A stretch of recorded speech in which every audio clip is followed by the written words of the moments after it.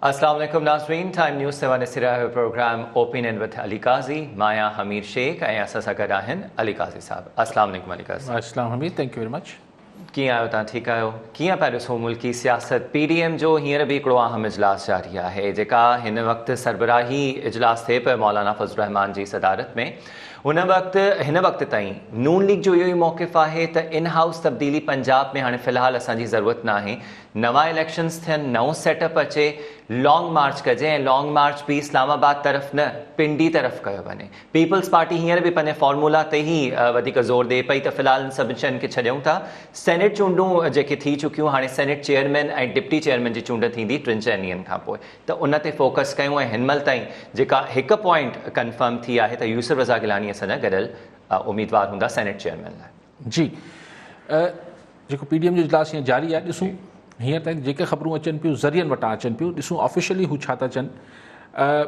यूसुफ रज़ा गिलानी साहिब जो chairman senate लाइ नामज़द थियणु को ख़बर इन करे न आहे जो अॻु में ई PDM तय करे चुकी हुई त अगरि गिलानी साहिबु सेनेटर थी वियो त हुनखे चेयरमैन सेनेट लाइ चूंडाइबो, त उहो को वॾी ख़बर न आहे, को ब्रेकिंग न्यूज़ न आहे। ॻाल्हि इहा आहे त हिनमहिल ताईं जेको सोर्सिस मां ज़रियनि मां हमीर जेके ख़बरूं अचनि पियूं, पाण इहे ख़बरूं 3-4-5 ॾींहंनि खां कयूं पिया त जेको PDM जे अंदरि 2 स्कूल ऑफ थॉट आहिनि। मसइलो उन ते ई आहे त नवाज़ लीग इहो नो कॉन्फिडेंस गेम नथी करणु चाहे, छाकाणि त नवाज़ लीग इहो सम्झे थी त अगरि पंजाब में नो कॉन्फिडेंस आणणो आहे त हुन लाइ ज़रूरी आहे त या चौधरी ॿाहिरि गॾु थियनि, यानी क्यू लीग अचे, या पोइ 10-15 MPs जेके आहिनि उहे PTI जा टोड़जनि। अच्छा, PTI जा MPA तॾहिं टुटंदा, रुगो पैसनि ते कोन टुटंदा, हू तॾहिं टुटंदा जॾहिं नवाज़ लीग हुननि खे पक ॾिए त आईंदा टिकट हुननि खे MPA जी हू ॾींदा। नवाज़ लीग इहो करण जो इरादो नथी रखे, हू चाहे थी त त भई हुनजा पंहिंजा माण्हू जेके वेठा आहिनि, जेके हुननि सां बीठा रहिया आहिनि ॾुखे वक़्त में, उन्हनि खे टिकटूं ॾियनि। ॿी ॻाल्हि इहो नवाज़ लीग चाहे थी त जेको हुनजो बयानियो आहे वोट को इज़त दो बला बला बला, उहो हींअर एतिरो हाई मॉरल ग्राउंड ते एतिरो पॉपुलर थियल आहे हीअं नवाज़ लीग पंजाब में, जो जेतिरो जल्दी हुनखे कैश कराए वठिजे, यानी इलेक्शन थी वञे त हिनमहिल उहो ई पंजाब जे माण्हुनि जो टेम्पो जेको आहे उहो मतिलबु तमामु घणो प्रो नवाज़ लीग आहे। त इलेक्शन थिए त जीअं तकड़ में हुनजो रिज़ल्ट मतिलबु फसल लोढ़े वठे, जेको हीअं थियल आहे उहो जल्दी चाहींदी नवाज़ लीग त इलेक्शन थिए ऐं हीअ जेको हुनजी पॉपुलैरिटी आहे, मक़बूलियत आहे, हुनजो फसल लोढ़ी उहो वरी पावर में अची वञे। Whereas peoples party for obvious 2-3 reasons बिल्कुलु वाज़े आहिनि, उहे जेके सबब आहिनि जंहिंजे करे हू इहे नथी चाहे। हू चाहे थी त हीअ जेके पार्लियामेंट्स आहिनि इहे मौजूदु रहनि। उनमें हिकिड़ो हुननि जो मुफ़ाद पीपल्स पार्टी जो सिधो आहे त सिंध हुकूमत हुननि वटि आहे, त हीअ त हुननि वटि रहंदी। फेडरल में अगरि चेंज अची वञे थी वाया पंजाब, छाकाणि पंजाब हुकूमत वई त ज़ाहिर आहे पोइ वफ़ाक़ी हुकूमत बि इमरान सरकार न रहंदी। त अगरि नो कॉन्फिडेंस वारी जेका सॼी फॉर्मूलाज़ आहिनि, इन में जेको पीपल्स पार्टी जी ख़्वाहिश इन करे आहे त लॉन्ग मार्च वग़ैरह न थिए, जो खैर त हू हिकिड़ो सिंध गवर्नमेंट हुनजी रहंदी ऐं फेडरल हुकूमत में बि अगरि इमरान ख़ान हटंदो, नो कॉन्फिडेंस ईंदी, त ज़ाहिर है हुनजो बि को चङो हिसो ठही सघे थो, कहिड़ी ख़बर प्राइम मिनिस्ट्री जो आसिरो थी पए। सो इन करे हू चाहींदा त ही मतिलबु सभु मिटाओ दोबारा शुरू करो वारो जेको हूंदो आहे त बाबा इलेक्शन करायो। पीपल्स पार्टी हुन खां लवाई पई। ऐं टी ॻाल्हि मूं तव्हांखे कल्ह बि गुज़ारिश में कई त ही 20 ॾींहं बचिया आहिनि, हाणे 20 ॾींहं बि कोन बचिया आहिनि। टेक्निकली अगरि 26 मार्च ते लॉन्ग मार्च थियणो आहे, अॼु 8 मार्च ते पाण वेठा आहियूं, त बाक़ी ॾींहं 18 बचिया। त छा लॉन्ग मार्च पीपल्स पार्टी जेको मुलतवी कराइणु चाहे पई, उनजो सबबु का हिकमत अमली आहे या कंहिंजी फरमाइश आहे? छा उन्हनि धुरियुनि जी फरमाइश आहे जिन्हनि गिलानी साहिब खे खटाइण में मदद ॾिनी? सो हिकिड़ी सिचुएशन आहे जिथे ख़ुदि PDM जे अंदरि जेको आहे रिफ्ट आहे। अॼु जेको मूं ॿुधो त नवाज़ लीग जो जेके चङा मुड़ुस लंडन में आहिनि, की नवाज़ शरीफ़ साहिबु, जेको मूं ज़रियनि वटां ख़बरूं ॿुधियूं पियूं, त हुननि जो चवणु हो त बाबा हीअ त का ॻाल्हि ई न थी न हीअ जेको नो कॉन्फिडेंस वग़ैरह, बसि इस्तीफ़ा ॾियो, लॉन्ग मार्च कयो ऐं लॉन्ग मार्च बि पिंडी ॾे कयो।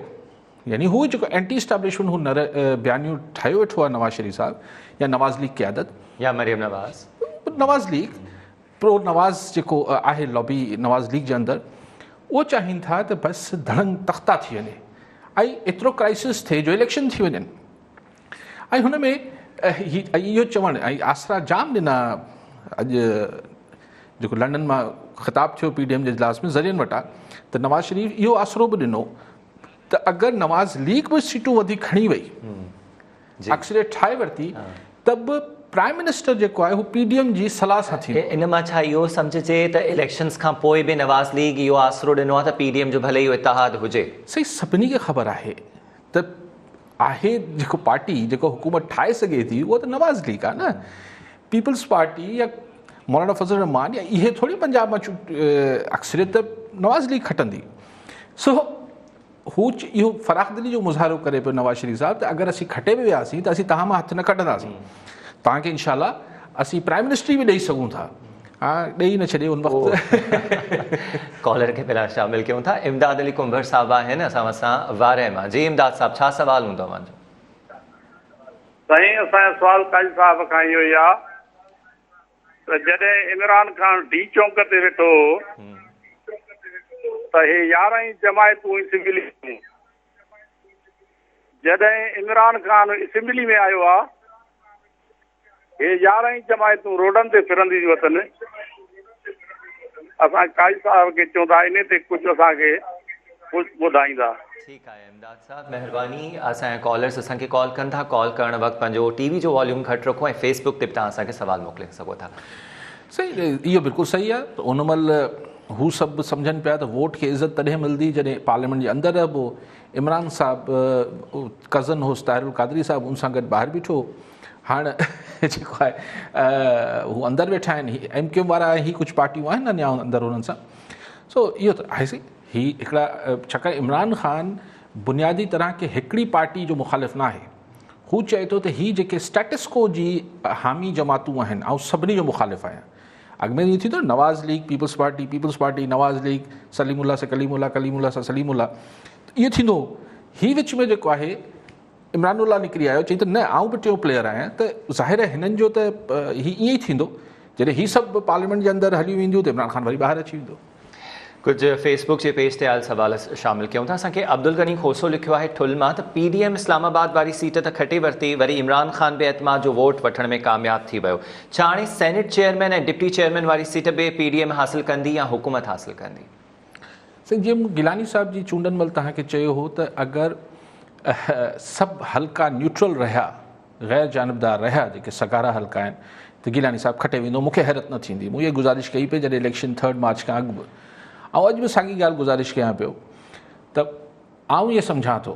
पोइ मूं तव्हांखे गुज़ारिश कई त इमरान ख़ान मूंखे 51% चांसिस लॻनि था त वोट ऑफ कॉन्फिडेंस वठी छॾींदो, उनखे मिली वियो। ईअं न आहे त नजूमी आहे, पाण में धुका पिया हणूं। ईअं ई अगरि जेके हल्का आहिनि सगारा हल्का, अगरि हू न्यूट्रल रहिया त पोइ गिलानी साहिबु चेयरमैन थी वेंदो सेनेट जो। पोइ अगेन वरी उहा ॻाल्हि कयां थो। पोइ ही जेका तोड़ जोड़ आहे हिन में ज़रदारी साहिबु प्लस शरीफ़ बरादरान, हिननि खां इमरान ख़ान जी टीम नथी खटे सघे। पोइ इमरान ख़ान जा पंहिंजा ऐं सीक्रेट बैलेट थींदो। अगेन चेयरमैन सेनेट लाइ, डिप्टी चेयरमैन लाइ ॻुझी वोटिंग थींदी, उते वरी फिरी वेंदा। असां वटि हिकु ॿियो बि सवाल जुड़ियल आहे हिन सां ई। आफ्ताब सुलेमान लगारी साहिबु लिखनि था चंबड़ मां त काफ लीग PDM खे सेनेट में हिमायत करण खां फ़िलहाल इनकार करे छॾियो आहे ऐं हाणे पंजाब में ऑपोज़िशन इन हाउस तब्दीली में कीअं कामयाब थी सघंदी? इन सां ई जुड़ियल हिकु ॿी ॻाल्हि त हमज़ा शहबाज़ बि इहो चयो त फ़िलहाल असांखे का ज़रूरत न आहे, उनजो को फ़ाइदो बि न थींदो पंजाब में इन हाउस तब्दीली जो। मतिलबु हमज़ा शहबाज़ पंहिंजे चाचे वारी पॉलिसी वठे पियो न। ज़ाहिर आहे उनजो लीडर त नवाज़ शरीफ़ आहे न। हू चए थो न, नो कॉन्फिडेंस न ऐं नो चौधरीज़। बिलावल साहब के कल वियो नौजवान, उनखां मिलियो चौधरी शुजात ऐं चौधरी परवेज़ इलाही खां। उते हुननि जवाबु ॾिनो या न ॾिनो, मीडिया में आयो जवाबु ॾिनो आहे, इन जी तारीख़ में को घणी अहमियत न आहे। अगरि हुननि खे कंहिं मोड़ ते चीफ मिनिस्टर जी ऑफर थी पंजाब जी ऐं को आसिफ़ ज़रदारी साहिबु या ॿियनि माण्हुनि पोइ हुननि सां ॻाल्हायो त पोइ इहो मौक़िफ़ जेको आहे चौधरी साहिबान जो मटिजी वेंदो। पर हरू भरू छो सेनेट चेयरमैन लाइ छो PTI सां छो फिटाईंदा? ऐं अंदरूने खाना केरु वोट विझी ईंदो, क्यू लीग वारा बि किथे विझंदा, कहिड़ी ख़बर? हीअ जेके 16 MNAs जेके गिलानी साहिब खे वोट ॾेई हलिया विया, कहिड़ी ख़बर हिन में क्यू लीग जा घणा आहिनि? इहो त कुझु ख़बर न आहे न। सो ईअं ई हीअ जेको मीडिया खे ॿुधाइण लाइ त असीं PTI सरकार सां बीठल आहियूं, इहे मीडिया लाइ न। हक़ीक़त छा थींदी छा न थींदी उहो हिकिड़ी अलॻि ॻाल्हि आहे। बिलावल साहब खे ज़रूरु हुननि जवाबु ॾिनो हूंदो, पर उन में इहा ई ॻाल्हि हूंदी किथे बिटवीन द लाइन्स कि भई चीफ मिनिस्ट्री ॾियो पंजाब जी।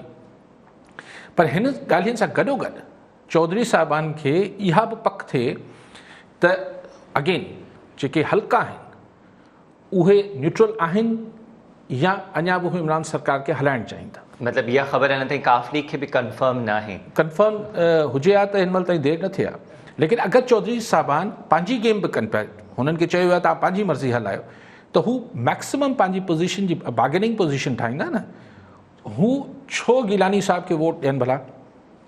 PDM जे चवण ते गिलानी साहब खे अल ऐलान क्यू लीग छो सपोर्ट करे? हुनखे मोट में छा पिया ॾियनि PDM वारा?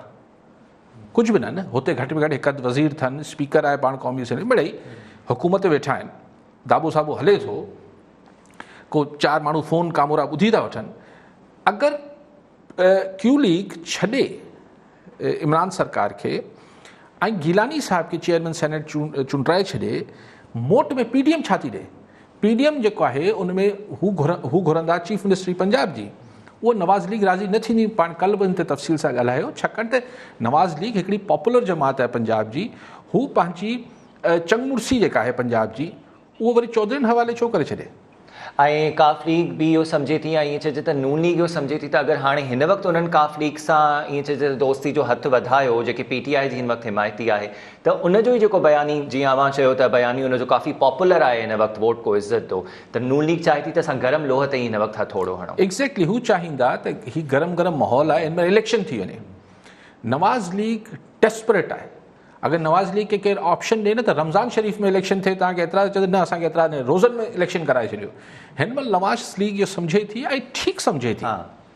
हिन में को ग़लति न, को ख्वाब न आहे, उहो बिल्कुलु ठीकु एनालिसिस आहे उन्हनि जो त हिन महिल हू पॉपुलर आहिनि पंजाब में ऐं हू ॿुहारे ॾींदा पंजाब खे, त उहो चाहींदा त इलेक्शन थिए। छा जी नो कॉन्फिडेंस। हिन खां अॻु तव्हां इहो बि चई चुका आहियो त GT रोड जी जेका सियासत आहे या उतां जो जेको वोटर छा थो सोचे, उहो पाकिस्तानी सियासत ऑब्वियसली ज़ाहिर आहे ही हेसि ताईं ॻाल्हि पोती इन करे आहे जो GT रोड जो जेको ओपिनियन आहे, राय आमा आहे, दैट्स मैटर्स। सवाल असां शामिल कयूं था जेके असांखे फेसबुक पेज ते अचनि पिया। कज़ाफ़ी लगारी लिखनि था टंडवाला यार, मां त ऑपोज़िशन हुकूमत हटाइण ऐं नयूं चूंडूं कराइण वारे मक़सद में केतिरो कामयाबु थी सघंदी? सो अपोज़िशन पहिरीं पाण में त ठही वञे। अञा त पीपल्स पार्टी ऐं नवाज़ लीग में इतफ़ाक़ राय न आहे, लेकिन मूंखे सम्झ नथो अचे अॼु अगरि हीअं पंहिंजे शो खां पोइ या सुभाणे जॾहिं बि ब्रीफिंग ॾींदा आहिनि PDM इजलास जी, त ज़ाहिर सहाफ़ियुनि खे अलाह ज़रूरु अक़ल ॾिनो, मूंखां वधीक ॾिनो हूंदो, इहो सुवाल त कंदा न लॉन्ग मार्च जो छा थियो, त छा चवंदा मशावरत हो रही है। ऐं अगरि मुलतवी कनि था लॉन्ग मार्च खे, त मतिलबु पोइ गेम बि आहे। पोइ मतिलबु इहो आहे त नवाज़ लीग खे ख़ुदि पीपल्स पार्टी ऐं नवाज़ लीग जो जेको रिश्तो आहे उन में बि ॾार पइजी सघनि था, छाकाणि त मौलाना फज़ल रहमान ऐं नवाज़ लीग चाहिनि था त हेड ऑन कजे, टकराव में वञिजे ऐं हिन खे फ़ारिग कजे हुकूमत खे ऐं इलेक्शन में वञिजे। पीपल्स पार्टी जी पंहिंजी मसलियतूं आहिनि। पीपल्स पार्टी जो पंहिंजी हिकिड़ी मसलियत आहे। मेहड़ मां लिखनि था हसन अस्करी अब्बासी साहब त जेकॾहिं हुकूमत पंहिंजो मुद्दो पूरो नथी करे त छा नयूं चूंडूं करायूं वेंदियूं, क़ौमी हुकूमत नाहे वेंदी या ऐवान अंदरां का तब्दीली आंदी वेंदी? क़ौमी हुकूमत ठाही वेंदी या ऐवान मां का तब्दीली अंदरि आंदी वेंदी? त साईं क़ौमी जेका हू ॻाल्हियूं कयो पिया उन ते डिस्कस कयोसीं। पीपल्स पार्टी चाहे थी त नो कॉन्फिडेंस अचे, हू चवनि था त नयूं इलेक्शन थियनि नवाज़ लीग वारा। हीअ जेका तव्हां क़ौमी हुकूमत वारो ऑप्शन ॾिनो, क़ौमी हुकूमत ॿिनि सूरतनि में ठही सघे थी। हिकिड़ो इहो आहे त PTI पीपल्स PDM सभु भा थी वञे, चवंदो आहे अचो वॾे वॾे, इहो नामुमकिन नज़र अचे थो, छाकाणि त PTI बि त हिकिड़ी जमात आहे न। क़ौमी हुकूमत जो मतिलबु इहो आहे त सभु जमातूं गॾिजी हुजनि। सो PTI PDM गॾिजी कीअं हुकूमत ठाहे सघनि था, इहो मुमकिन कोन्हे। पोइ क़ौमी हुकूमत सां हिकिड़ो तस्वर उभरे थो त आइन खां मुबरा का शइ ठहे, यानी फ़िलहालु त सॼे सिस्टम खे वेड़े छॾिजे ऐं पोइ सभिनी खे चइजे बाबा अचो हिकिड़ी निगरान हुकूमत हलायूं था साल 2 साल लाइ। हिन महिल आइन खे फ़ारिग करणु ॾुखियो हूंदो हिन महिल, लेकिन नामुमकिन दुनिया में का शइ न आहे। हींअर म्यांमार में, बर्मा में जेको आहे उहो फ़ौज टेक ओवर करे वरितो आहे। ख़ैर हुते फ़ौज जो हिकिड़ो वरी अलॻि सिचुएशन आहे, असां वटि अलॻि सिचुएशन आहे। सो आउं सम्झां थो त हीउ जेको तव्हां क़ौमी हुकूमत वारो ऑप्शन ॾिनो आहे, इहो थोरो ॾुखियो लॻे थो मूंखे। कॉलर खे शामिल कयूं था अली साहब, पोइ असां अॻिते वधूं था। इश्तियाक अहमद साहब, इश्तियाक अबड़ो आहिनि वारह मां। जी इश्तियाक साहब, छा सवाल हूंदो अवांजो? अली काजी साहब जन खां इहो सुवाल आहे त जेके सियासी माण्हू हिक ॿिए खां सियासी इंतकाम वठण में अमल ताईं बि पूरा आहिनि, असेंबली खां वठी या यूसी सेक्रेटरी ताईं, त इहे छा आवाम खे कहिड़ो फ़ाइदो ॾींदा, आवाम खे कहिड़ी रिलीफ ॾींदा? न बिजली न गैस, का बि सहूलियत पंहिंजी जॻह ते, ज़ाती मसाला पंहिंजी जॻह ते, ट्रांसपोर्ट पंहिंजी जॻह ते, हेल्थ पंहिंजी जॻह ते, बिजली पंहिंजी जॻह ते, त हे आवाम खे कहिड़ो फ़ाइदो ॾींदा? जे आवाम खे चूंडे वञी असेंबली में विहारियो आहे, हिनमहिल ताईं का बि मोट हिननि जे तरफ़ां का बि न मिली आवाम खे। त अली काजी साहब खां इहो सुवाल आहे, इहो रिक्वेस्ट बि आहे त कहिड़ो मसीहो माण्हू बणिबो जेको हिन ग़रीबनि जो वार बणिबो? इहो सुवाल आहे। ॻाल्हि उहा ई आहे आवाम जे। अबड़ो साहिबु चए थो कहिड़ो मसीहा ईंदो? हा साईं, ईंदो, कॾहिं इंतज़ारु कयो। पोइ 40-50 सालनि खां अबड़ो साहिबु इंतज़ारु 170 सालनि खां थिए पियो, अलाह करे ईंदो कॾहिं। पर अगरि तव्हां पंहिंजो मसीहा पाण ठीकु चूंडे वठो त ठीकु थी वेंदो। ॿिए पासे वज़ीर आज़म जी सदारत हेठि बि हिकिड़ो आम इजलास थियो आहे तर्जुमाननि जो। हाणे इन में बि ॿीहर इहो ई फोकस कयो वियो त PDM जे इन नज़रिए खे ऐं PDM जी जेका जोड़ तोड़ आहे उन ते त वीचारियो वियो ई आहे। पर मरीम नवाज़ जेके ॿीहर सख़्तु बयानु ॾे पई त हींअर बि PTI जे मेंबर्स खां ज़बरदस्ती एतमाद जो वोट वरितो वियो, त जनाब सगारनि धुरनि ई इमरान ख़ान खे ॿीहर बचाए वरितो आहे। उन्हनि जे बयाननि खे हाणे मरीम नवाज़ जे बयाननि खे सख़्तीअ सां काउंटर करण लाइ चयो वियो आहे। वज़ीर आज़म मुमकिन तौर ते कहिड़ियूं गाइडलाइंस ॾिनियूं हूंदियूं? न, एक्चुअली ॾिसो न, इमरान ख़ान साहिब खे गवर्नमेंट खे सूट करे थो त जेतिरो PDM जेको आहे उहो एंटी इस्टेब्लिशमेंट नरेटिव ठाहे थी। मरीम नवाज़ एजेंसीज़ जो ज़िक्र कयो, ही कयो, हू कयो, त ही पोइ छाकाणि त ही अगरि इस्टेब्लिशमेंट सां गॾु बीठल आहिनि इमरान ख़ान साहिब, ज़ाहिर गवर्नमेंट ऐं हू गॾु आहिनि, त पोइ ही हिननि खे अॻिते वधी जवाबु ॾींदा न। जीअं थोरो अञा तलख़ी वधे ऐं हिन पासे इस्टेब्लिशमेंट ॾे हिननि जो अञा वर्किंग रिलेशन चङी थिए त भई तव्हांजे पारां असीं पिया विढ़ूं हिननि सां। लेकिन ॾिसो, हिकिड़ी शइ में फ़र्क़ु आयो आहे। ऑल्दो मरीम नवाज़ ऐं नवाज़ लीग ऐं पंहिंजो मौलाना फज़ल रहमान इहे सभु वरी इदारा एजेंसियूं इहो कनि पिया, पर जीअं अॻु में अस्करी क़यादत जी लीडरशिप जा नाला खणी तनक़ीद कनि पिया, उहो तव्हां ॾिसो त 2-3 महीननि खां बंदि थी वियो आहे। थोड़ी सॉफ्टनेस आहे। मतिलबु इहो हिकिड़ी तब्दीली आहे न। त तव्हांजे बयानीअ में आउं रोज़ हमीर शेख जो नालो खणंदो हुजां, पोइ ओचितो चाहे एंकर्स जेके आहिनि उहे ठीकु न पिया कनि, त फ़र्क़ु अची वञे थो न। त at least I am not pointing out, या तव्हांजो नालो त न पियो खणनि। सो इहो हिकिड़ो थोरो पोइते हटी आहे PDM, स्पेशली नवाज़ लीग ऐं मौलाना फज़ल रहमान। लेकिन दे वॉन्ट मोर। हाणे हू जेको मसइलो हूंदो आहे न त वॉन्टिंग मोर, त भई अञा ॾियो न, छा आहे? गिलानी साहिबु सेनेटर थी वियो त बसि इहा असांजी मंज़िल इहा हुई छा? ऐं इहा ई ॻाल्हि जेको मुंहिंजे ख़्याल आहे PDM में शदीद इख़्तिलाफ़ हूंदो मौलाना फज़ल रहमान ऐं नवाज़ लीग जो पीपल्स पार्टी सां, त अच्छा चेयरमैन थी वियो गिलानी साहिबु, देन वॉट? पोइ छा थी वेंदो? तव्हांखे त चेयरमैन मिली वियो, पीपल्स पार्टी खे त चेयरमैन मिली वियो, PDM खे छा मिलियो? सो हाणे अंदरि जेका गेम थिए पई त ख़ुदि ज़रदारी साहिबु इहो चाहींदो त हू मैक्सिमम PDM मां पंहिंजो फ़ाइदो वठी बेनिफिट वठे। ज़ाहिर इक़्तिदारी पॉलिटिक्स आहे न, ही को नज़रियाती सियासत कोन पई थिए। ईअं नवाज़ लीग चाहींदी त PDM में रहंदे असीं मैक्सिमम एक्सट्रैक्ट करे वठूं पंहिंजा इंट्रस्ट।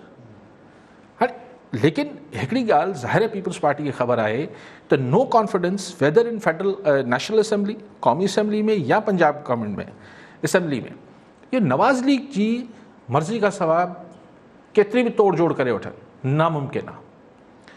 छाकाणि त जेके PTI जा MPA बि टुटंदा, मूं जीअं तव्हांखे अर्ज़ु कयो, या PTI जा MNA बि अगरि टुटंदा मथे क़ौमी में, उहो आसिरे में टुटंदा न, त भई नवाज़ लीग असांखे सीटूं ॾींदी। पैसा त हींअर मिली वेंदा, पर मुस्तक़बिल में बि त हुननि खे इहा ख़्वाहिश हूंदी न भई असांजी सीट पकी थी वञे, पोइ पैसा न बि मिलनि। छाकाणि PTI जा MNAs खे पंजाब वारनि खे सुझे थो न त ईंदड़ इलेक्शन में थींदो छा। सो कुलीदी रोल जेको आहे PDM जे अंदरि बि ऐं PDM जे ॿाहिरि बि उहो आहे नवाज़ लीग जो।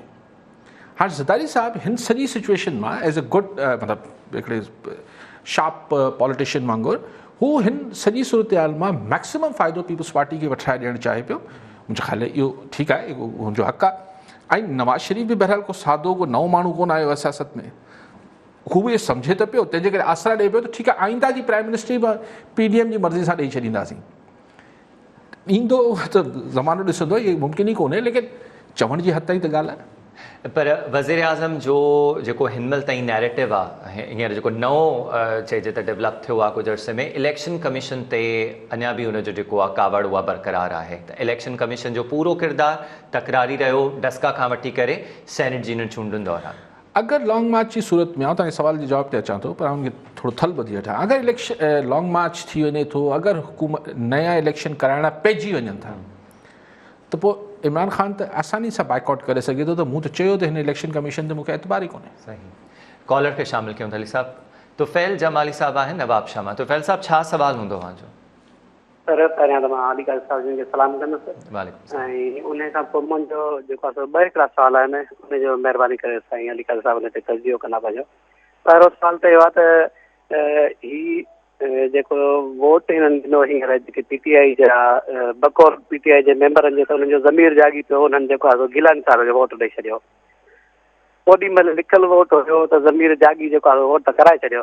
जेॾी महिल वरी ॿिए ॾींहं ते या हिकिड़ो ॾींहुं छॾे विच में वरी जेॾी महिल वज़ीर आज़म एतमाद जो वोट आयो, त वरी उहो ज़मीर अलाए सुम्ही रहियो, अलाए केॾा गुम थी वियो, जो वरी उनखे जेको आहे वज़ीर आज़म साहिब वधीक वोट अची विया।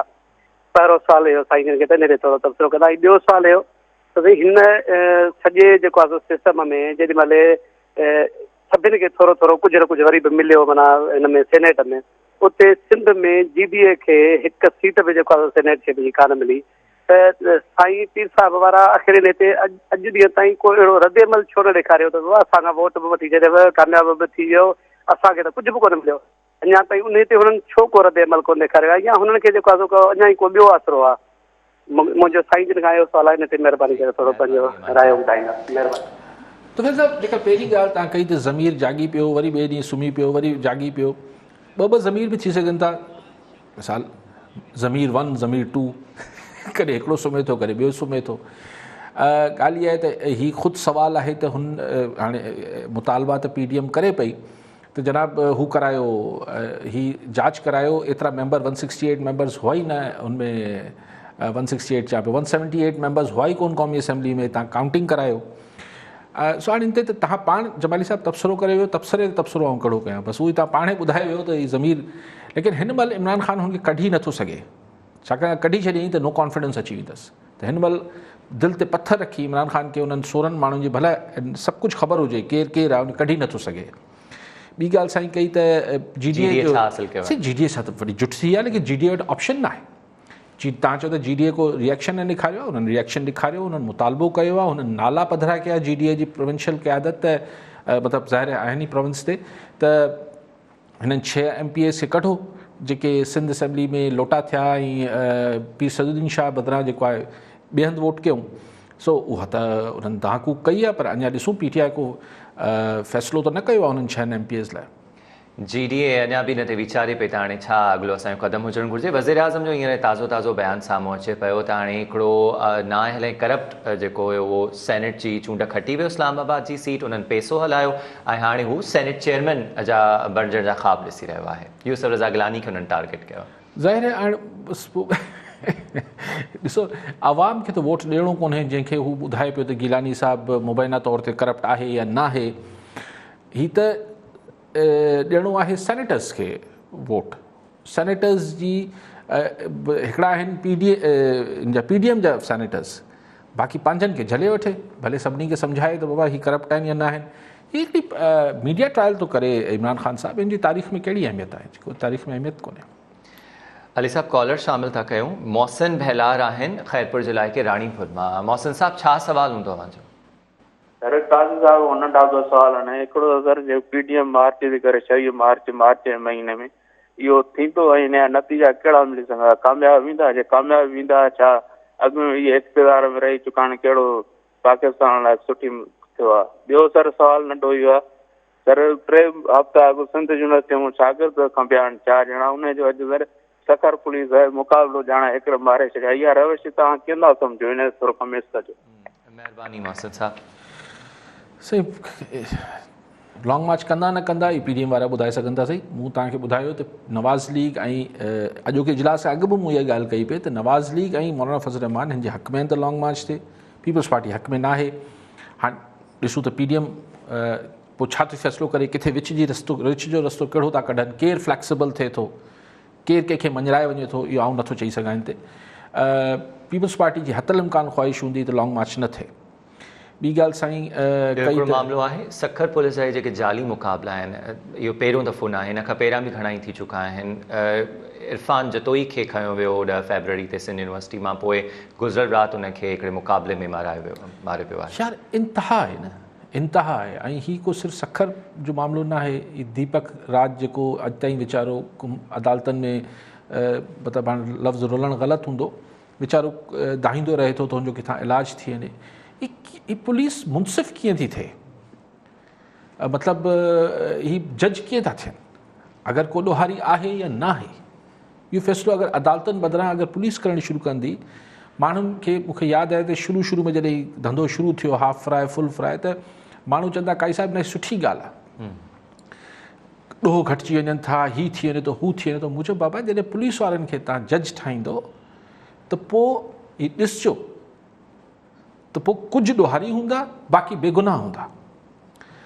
हाणे ॻाल्हि इहा आहे त चाहे गुनाहगार हुजनि चाहे ॾोहारी हुजनि, पुलिस खे हक़ कंहिं ॾिनो आहे। हाणे हिकिड़ो गबरू जवान यूनिवर्सिटी जो स्टूडेंट हुनखे खणी वञे, अगरि बाबा हू ॾोहारी हो, अगरि हू क्रिमिनल हो, त पोइ हू has given U that right त तव्हां माण्हुनि खे मारींदा वरितो, गोलियूं हणंदा वरितो, उन्हनि माण्हुनि जा गोॾा टोड़ींदा वरितो। वॉट नॉनसेंस यार। ऐं केरु पुछण वारो कोन्हे, को चवण वारो कोन्हे।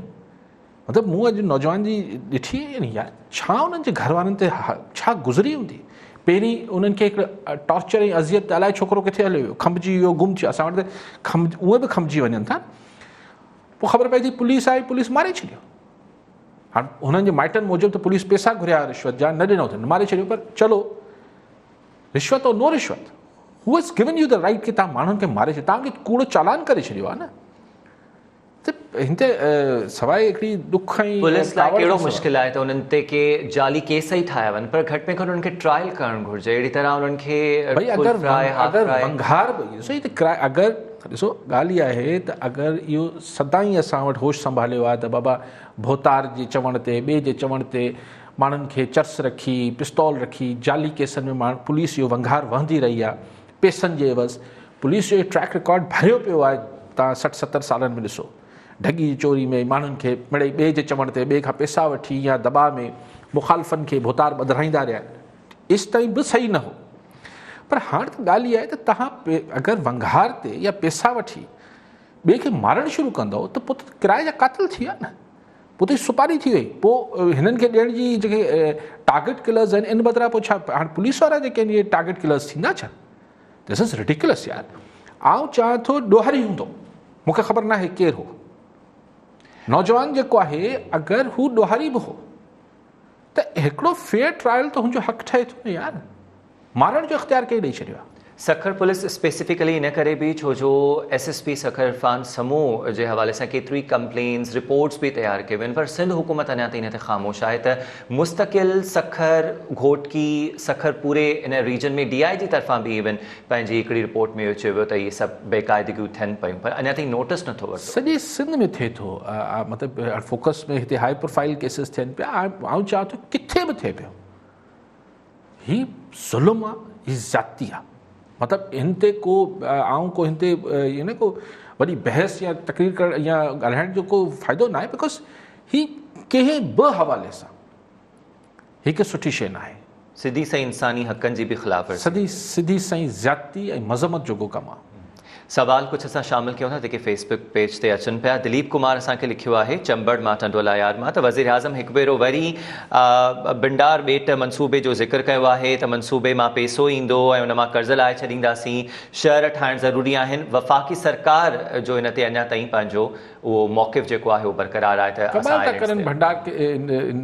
भंडार असांजे सिंध वारे आइलैंड जे हवाले सां, ॿेट जे हवाले सां हुनजी आर्ग्यूमेंट मूंखे इमरान ख़ान साहब खे टियों ॾींहुं ॿुधो पिए, क़ौमी असेंबली चई त नहीं तो कराची हैदराबाद से मिल जाएगा जाकर, वो तो ज़रे घटि मिली वियो आहे, मिली रहा है वैसे। अच्छा, ऐं भंडार ही ॿेट में तव्हां छा 120 गज़ जी कटिंग करे ॾींदो छा माण्हुनि खे? हुते त तव्हां चओ था हिते पॾेही हू ईंदा, ज़ाहिर हिते त खरपति माण्हू वञी रही सघंदा, इलीट सोसाइटी ठहंदी। त कराची जी एक्सपेंशन जो माण्हुनि लॉलीपॉप बि ॾिए त कोई अहिड़ो चङो त ॾिए न। यानी इहो लॉजिक ॾियण त ॿेट इन करे आबाद कंदासीं त हुन में पैसा ईंदा, चलो इहे सम्झ में आयो।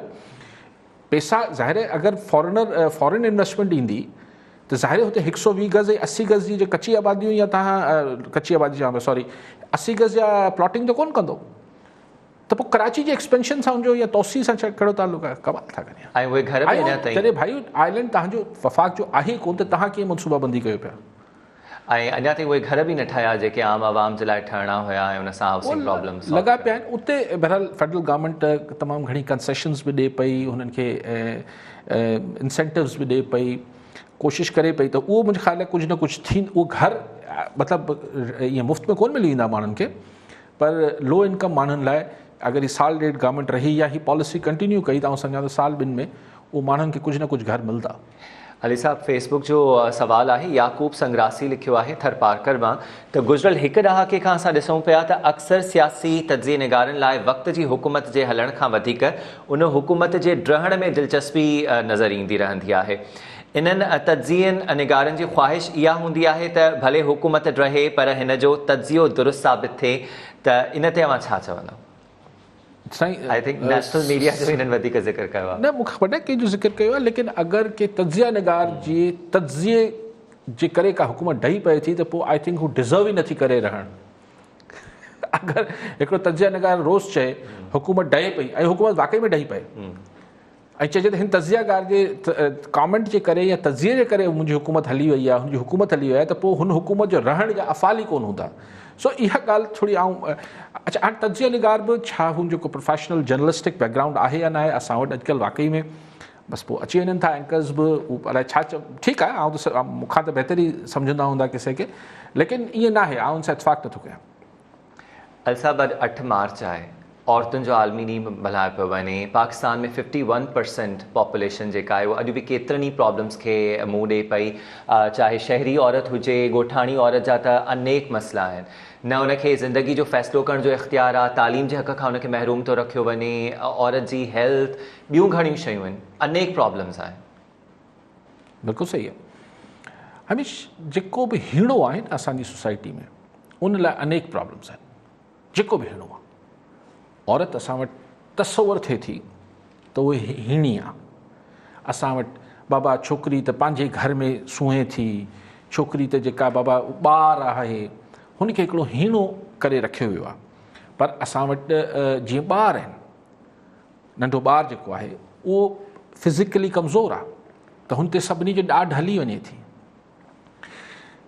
कई मर्द उहे ॿियनि मर्दनि जे साम्हूं हीणा आहिनि। कई सही ही फलाणी ज़ात, ही सही कची भिंडी आहे, ही सही फलाणा आहिनि ॾाढा आहिनि। इहो सभु कुझु छो थिए थो? इहो सभु कुझु यूरोप में छो नथो थिए? इन करे जो ॿार खे उनजो माउ पीउ बि अगरि मारींदो त सरकार रियासत विच में पवंदी। औरत खे अगरि हुनजो मुड़ुसु मारींदो या भाउ मारींदो रियासत विच में पवंदी। अगरि को बि कंहिंखे मारींदो, चाहे हू सघारो आहे जिस्मानी तरह या ॿिए हिसाब सां, रियासत विच में पए थी। असां वटि नथो थिए। असां वटि जेको आहे जंगल वांगुरु जीअं थींदो आहे जेको ॾाढो सोगाबो, त औरत विच में ज़ाहिर हिकिड़ो तसवुरु थिए थो त हिकिड़ी हीणी शइ आहे, हीणी मख़लूक आहे, तंहिंजे करे हुन सां ज़्यादतियूं बि ओड़े हिसाब सां थियनि थियूं। आउं सम्झां थो त इहो ॾिहाड़ो जेको औरतुनि जो मल्हायो वञे थो, हिन सां 8 मार्च खां पोइ हिकु 9 मार्च ते मर्दनि खे सम्झाइण जो ॾींहुं बि मल्हाइणु खपे त हुननि खे ख़वातीन सां कीअं ट्रीट करणु खपे। हुननि हिकिड़ी पूरी जेका मर्द, ॾिसो नंढे हूंदे खां घरनि में, सभ में त न, अक्सर घरनि में असीं ॿुधूं था बाबा हीअ ॿूटी आहे, लोअर क्लास जो मिडिल क्लास, 2 ॿूटियूं आहिनि, हीअ त बेटा तुंहिंजो भाउ खाईंदो न। यानी हुन छोकिरी खे, भेण खे नंढे हूंदे खां चयो वञे थो त हू जेको मुंहिंजो नंढो या वॾो भाउ आहे उहो हुन ॿूटी लाइ का चङो को मखण जो टिकी पई आहे, को पराठो पियो आहे, को हलवो पियो, बेटा भाउ खाईंदो न बाबा। वाई? सो कुझु अच्छा ख़ुदि माउ बि इहो चए थी, जेका ख़ुदि औरत आहे, त हू बि चए थी बाबा न्याणी, तूं त न्याणी ॿार आहीं न। अच्छा अजीब मर्दनि जो मां अक्सर चवंदो आहियां, मां हिन में हैरान थींदो आहे त तव्हां वञो साईं थोरो पासे थियो, ॿार अचनि पिया। ॿार केरु पिया अचनि? हिकिड़ी 60 सालनि जी ख़ातून, हुनजी वालदा पई अचे, हिकिड़ी 40 सालनि जी हिकिड़ी हुनजी जेका घरवारी बि। अच्छा घरवारी केरु नथो चए, अलाए छो लॼनि था। घरवारी चवण में छा आहे, ज़ाल चवण में छा बुराई आहे? साईं ॿार अचनि पिया। मूंखे अक्सर माण्हू चवनि था साईं घुमणु वियुसि, मूं चयो अच्छा कंहिंसां? चई ॿारनि सां वियुसि। मूं चयो छो घरवारी खे छॾे वियो हुई छा? What is this? ॿारनि सां वञा पियो। यानी मैंटेलिटी इहा आहे असांजी सोसाइटी में, मर्दनि जी मैंटेलिटी ज़हनियत इहा ठहियलु आहे त ही ॿार आहिनि। ॿार सां छो चवनि था ॿार? त ही बालिग़ ई न थिया आहिनि ज़हनी तौर ते। भई हिकिड़े 60 सालनि जी ख़ातून खे, हिकिड़ी 50 सालनि जी ज़ाल खे, घरवारी खे, भेण खे भेण, मां, घरवारी, चाची, मामी चवण में शर्म कहिड़ो आहे? पर चइबो ॿार था अचनि। ॿार माना हू ज़हनी तौर ते, जिस्मानी तरह हुनखे असां नफ़सियाती तौर ते हुनखे बि सम्झाए छॾियो आहे, पाण बि सम्झी वरितो आहे ही ॿार आहे। तव्हां असां ते डिपेंडेंट आहियो। तव्हां असां ते डिपेंडेंट आहियो, पोइ असां जीअं मर्ज़ी कयूं। खोड़ सारी शयूं। सो इन ते हिकिड़ी ऐं पूरो कलाकु ॻाल्हाए सघां थो, ज़ाती आहे। पर आउं चाहियां थो त मर्दनि खे वधीक सम्झाइणु खपे। सुवालु इहो न आहे त ॾिसो असांजा कल्चरल वैल्यूज़ छा आहिनि। कल्चरल वैल्यूज़ जेके आहिनि, छोकिरी साईं फलाणा कपिड़ा छो पाता? अच्छा ठीकु आहे जनाब, असांजी सकाफ़त आहे छा? छोकिरी जेका जीन्स पाए पई हले, न आहे, सही ॻाल्हि आहे। असांजी सकाफ़त आहे छोकिरो जीन्स पाए, उन ते न चवंदा। या बरमूदास पाइनि था, 3 क्वार्टर्स पाइनि था, हेठां उघाड़ा पेर हुजनि था, टंगूं हुजनि थियूं छोकिरनि जूं। असांजी अगरि कल्चर जी ॻाल्हि कजे त कल्चर में हीउ जेको पाण ॿई पाए वेठा आहियूं, इहो छा कल्चर आहे छा? सो लेकिन ख़ातून लाइ असां वटि हिकिड़ा पैमाना ठहियल आहिनि, छाकाणि त हीणी आहे। आउं चाहियां थो त हिन समाज जे हर हीणे तबिके लाइ रोज़ हिकिड़ो ॾींहुं मल्हाइणु खपे। औरत खे आसान टारगेट थो सम्झो। न ते वधीक बि ॻाल्हि ॿोल कंदासीं। ग़ुलाम मुर्तज़ा होद साहब आहिनि टेलीफोन लाइन ते। ग़ुलाम साहब, छा सवाल हूंदो मुंहिंजो?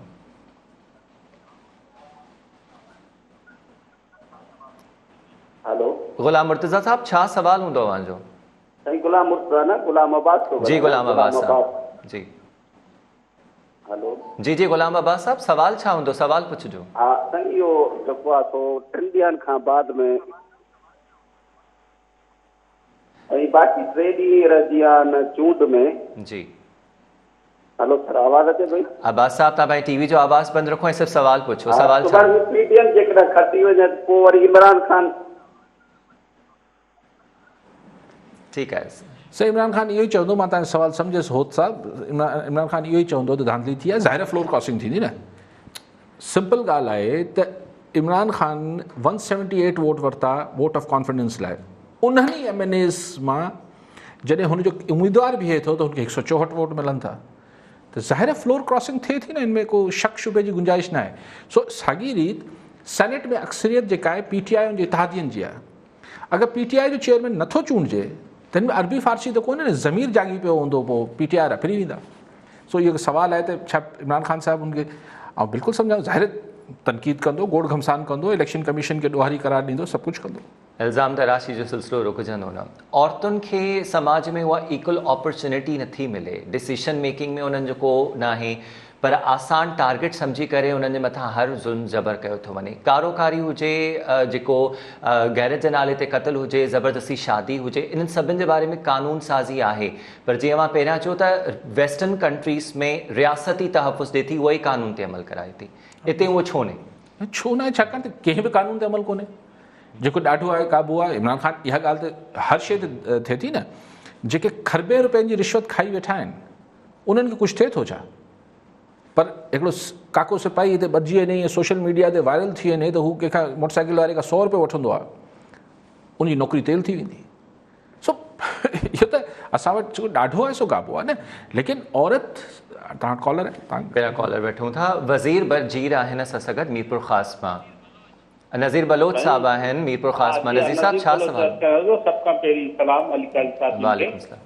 अली काज़ी साहब जी, मुंहिंजो सवाल आहे कि तव्हांजो माशाल्लाह ज़बरदस्त तजुर्बो आहे, जेको तव्हांजा कमेंट्स हलनि था इन खे माण्हू तमामु पसंदि आहे। अॼु ताईं जी रिज़ल्ट बि साबित कयो त एग्ज़ैक्टली जेको आहे तव्हांजो तबसरो बिल्कुलु जेको उन सां हालात ऐं वाक़िया सां हूंदो आहे।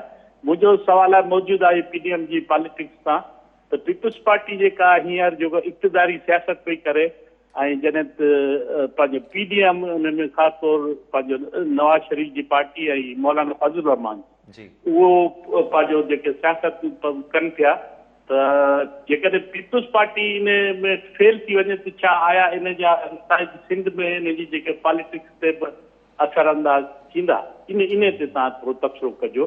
शायदि पीपुल्स पार्टी जो 3 सूबनि मां तक़रीबन वॉश आउट थी वई आहे ऐं इहो तव्हां ठीकु आहे। नज़ीर साहब महिरबानी। भले सर आउं सम्झसि कोन त पीपल्स पार्टी कीअं फेल थी वेंदी। पीपल्स पार्टी हतल इम्कान कोशिशि कंदी त PDM खे राज़ी करे त हू लॉन्ग मार्च मुलतवी करे वञनि, जे न त आउं सम्झां थो पीपल्स पार्टी खे PDM अगरि तव्हां बिल्कुलु एक्सट्रीम ॻाल्हि कयो पिया, अॻिते वधी ॻाल्हि कयो पिया त हू को पीपल्स पार्टी PDM खे ख़ैराबाद अगरि कंदी त उन लाइ बि हिकिड़ी सुठी बार्गेन जी ॻाल्हि थींदी। लेकिन मुंहिंजो सुवालु $1 मिलियन जो वरी उते मौजूदु आहे। जेके बि धुरियूं पीपल्स पार्टी खे धार करण जी कोशिशि कनि, उनखे चयो अच्छा तव्हांखे सिंध में असीं सुखियो सताबो करे ॾियूं था, ठीकु तव्हां बसि छॾे ॾियो इन ॻाल्हि खे। PDM में हल्कनि लाइ GT रोड मसइलो आहे न। GT रोड ते पीपल्स पार्टी जो कहिड़ो इन्फ्लुएंस आहे? असर त GT रोड ते आहे नवाज़ लीग जो। सो अगरि पीपल्स पार्टी मिसाल पाण अॻिते जी ॻाल्हि इहे हिकिड़ी मफ़रूज़े ते ॻाल्हि कयूं त हुन सां मसइलो त हल न थींदो न। GT रोड वारो मसइलो त हल कोन थींदो। अॼु तव्हां ॾिसो न सिंध असेंबली में छा थियो आहे। जी सिंध असेंबली में मतिलबु हुननि PTI वारनि अची गोड़ घमसान कयो त लोटा आहिनि, असलम अबड़ो जी शायदि कुर्सी ते बि लोटे जी तस्वीर हणी छॾियो। हाणे असलम अबड़ो साहिबु मूं ॿुधो पियो त हू चए पियो त बाबा उन्हनि 6 माण्हुनि खे बि त पुछो न, PTI वारा पुछनि जिन्हनि सदुद्दीन शाह खे वोट न कयो। हा हू बि लोटा थी विया। आउं सम्झां थो त हिन में देरि न लॻंदी हाणे, पर इहो मुंहिंजे लाइ हैरान कंदड़ हुई पार्लिमानी स्पेशली आइनी तरमीम खां पोइ त असलम अबड़ो साहिबु उथी अची वेही रहियो सरकारी बेंचनि ते। मुंहिंजो ख़्यालु आहे त फ़िलहालु असलम अबड़ो साहिब खे असेंबली में न अचणु खपे हा, मुफ़्त मशवरा, छाकाणि त इहो अजीब आहे। हा पोइ जेको थियणो रिथियलु आहे, आउं सम्झां थो ॼाण तव्हां ॿुधंदव त असलम अबड़ो ऐं शहरियार शरीफ़ साहिबु जेके आहिनि हू पंहिंजी मेंबरशिप तां इस्तीफ़ा ॾेई छॾींदा। बाई इलेक्शन थींदी त ही ज़ाहिर सरकार आहे, पीपल्स पार्टी आहे, खटे वेंदा। शहरियार शहर खां ज़ाहिर PTI जे वोटनि जे करे त कोन खटियो आहे। असलम अबड़ो जकोबाद मां को PTI जो वोट बैंक त न आहे न हुते।